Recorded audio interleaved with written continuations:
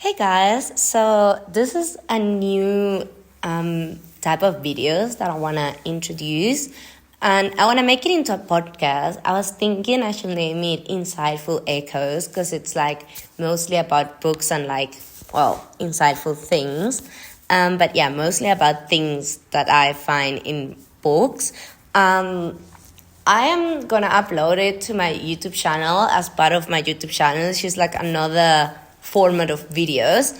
But if I do decided into like making it into a podcast, which it technically is a podcast, I will upload it into other platforms. Basically, what I wanna get with this is that this podcast or like format of video is only gonna be on my YouTube channel for now, but I may upload it into other platforms like Spotify and Apple. But like for now, you can only find it here on my YouTube channel. So let's begin with episode 1. And this episode is about the book The Dip by Seth Godin. And The Dip is a short book, but it's very impactful, where Seth Godin discusses the importance of knowing when to quit and when to stick it out. Let's break down the key points and lessons from this book. First off, what is the dip? Godin explains it as the long slog between starting something and finally mastering it. It's that challenging period where you feel like you're giving up because progress seems so slow and difficult. But here's the catch. The dip is where most people quit. It's also where real winners push through and like stick it out. Imagine you're training for a marathon. The initial excitement gets you going, but soon you hit a phase where every run feels harder than the last, and your progress seems the same, seems like a straight line, but like there's no progress. There's just like, when you have a dream and you run, but like as fast as you run, you feel like you're not moving. Like it feels like that. And then doubts creep in. This is the dip. This is where most people quit. One of the key lessons in the dip is the importance of quitting strategically. Godin argues that quitting isn't always a sign of failure. Sometimes it's the smartest move that you can make. If you're in a dead-end job with no prospect of advancement, quitting can free up time and energy to pursue something better. Or if you find that the thing that you are pursuing, you don't like it anymore. For example, let's say you're in a first year of a degree at university that you don't like, or for me, which I consider myself a language freak, I start learning a language because I become excited, but then once I start doing lessons and that beginning, that excitement of a new thing fades, it's like I don't see the purpose. I don't see myself speaking this language in the future. I don't have any reasons to keep going. Like I'm not quitting because I don't like it, or I'm not quitting because I feel like I'm not making progress. I'm quitting because I don't see myself speaking in the future. I don't see myself using it. I genuinely do not like it. And quitting under those circumstances is okay, because there is no reason for you to keep pursuing something you don't like, or you don't see a purpose, or you don't see a future. You just don't have any reasons to stick to the difficult times, because just doing that is like a difficult time in itself. So how do you know when to quit and when to stick? Godin gives you these tips in the book. Number 1, analyze the long-term potential. Is the goal worth the pain of the dip? Which is what I just said with the example of the language. Number 2, assess your commitment. Are you willing to invest the time and effort required? Again, if your goal is not worth it, obviously your time and your effort are probably probably better spent on something else. And number 3, evaluate your progress. Are you making measurable progress even if it's slow? Like, for example, in 2019 when I did my A1 in German and I failed, I stopped completely practicing. So I wasn't making progress. And that was the time for me to quit because I wasn't making progress. But because, back to number 1, the long-term goal was worth all the pain, I decided to start again. And yeah, you don't learn German in a day. And people who learn German, because like I just saw some girl on the internet that said that I wish German would just pop in my head like English did. And I had a similar experience with English. In the beginning, it was so difficult, but all of a sudden it just popped in my head when I started living in an English-speaking country. And this girl right now that I follow and so online, she lives in Germany, and she's actively studying German because she says it's so difficult, it just won't pop in her head. And even though living in Germany has helped her, she still has to actively study it. But like her goal, and in this case my goal of like speaking German and like moving to Germany in the future, well, she's already there, but for me, is completely worth it. So we obviously are gonna stick. And even if you only learn one word per day, or even if you just recycle your vocabulary and it sticks a little bit more, even if your progress is very slow, you're still making it. Because again, number one and number two of these points are in your favor. Seth Godin also speaks about the power of being the best. Godin emphasizes the importance of aiming to be the best in your field. Why?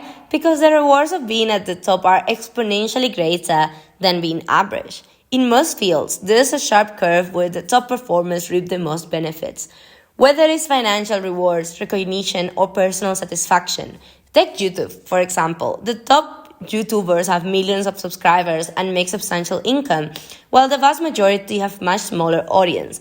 The same principle applies in business, sports, and many other areas. Godin also talks about short dips, challenges that are tough but are relatively quickly to overcome.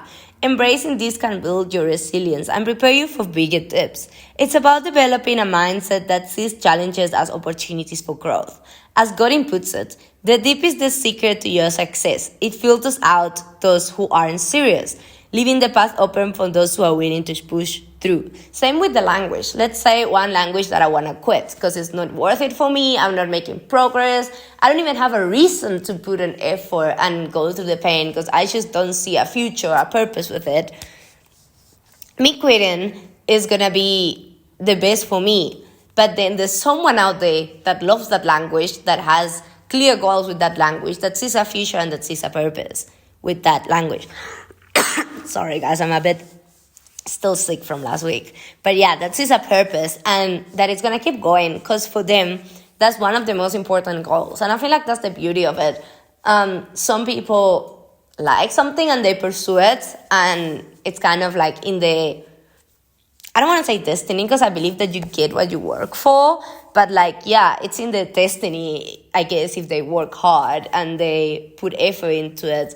But for other people, that's just not in the cards because, yeah, that's the beauty of life. Everyone's different. Everyone have different interests. And like even people that love languages, everybody has a different goal with the languages that they learn. And everybody has different languages that they want to learn. So even in the same community, everyone has kind of different goals.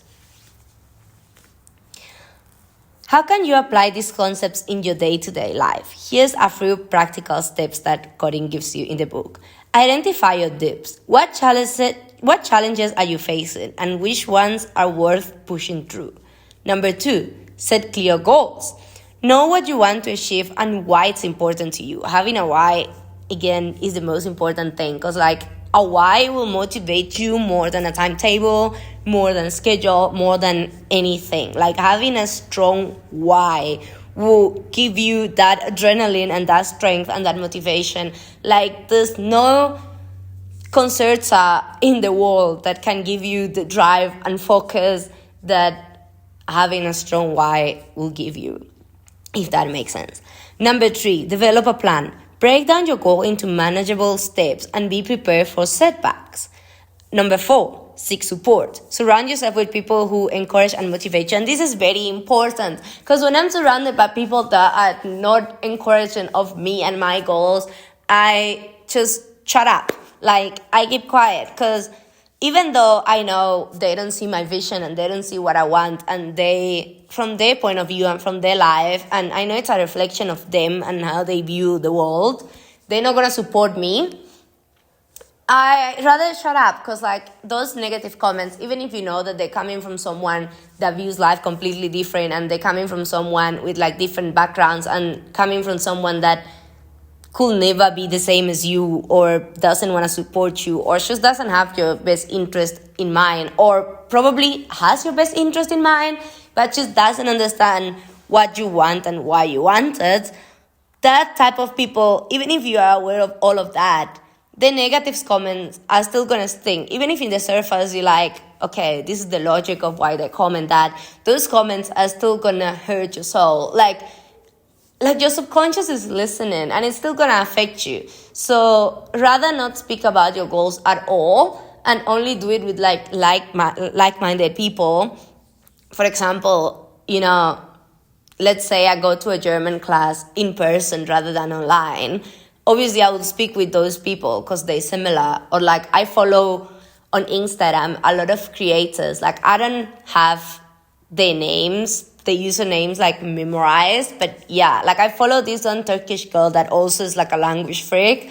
And I follow this girl that I talked about before on this podcast that she's in Germany. And she has a lot of things in common with me because her first language is Spanish and then she learned German. She's learning German, like in Germany right now, but she's the one that said that English just popped into her head. And like, I related so much with that. I follow her content and I follow people that do things that I want to do. I follow people that have the same passions as me, because sometimes in real life, sadly, we don't have friends or people that understand your goals. I also have friends that don't understand why I want what I want, but still give me 100% of the support. And that's amazing. Like, to those friends, blessings. Because I also may not understand why they want what they want out of life, but I will do anything in my power to support them. So yeah, I hope you guys enjoy it.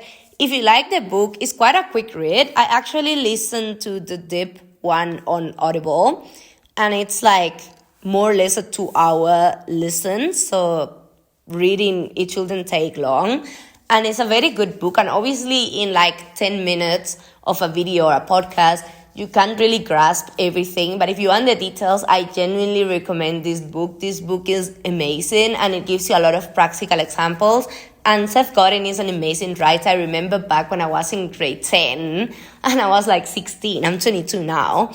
I read his book, Purple Cow, and I loved it. And like, I don't work in marketing or I don't necessarily study marketing, but I believe that for everything, even your personal brand or your life, that book is also amazing. So yeah, check out the Dip, check out that book. Let me know what you think of this video format thing that I'm trying to turn into a podcast, or yeah, whatever. Same thing I said in the beginning. I'm still not sure if it's going to end up being a full-blown podcast. It's just like a podcast that I'm going to have on my YouTube channel. But for now, it's just going to stay on my YouTube channel. But yeah, let me know what you think. Sorry about my voice, because I'm a bit sick. I mean, you heard me cough before. Like, I've been sick for like the past week and a half. But yeah, I hope you guys have an amazing day forward. And let me know what you think. And yeah, see you in the next one.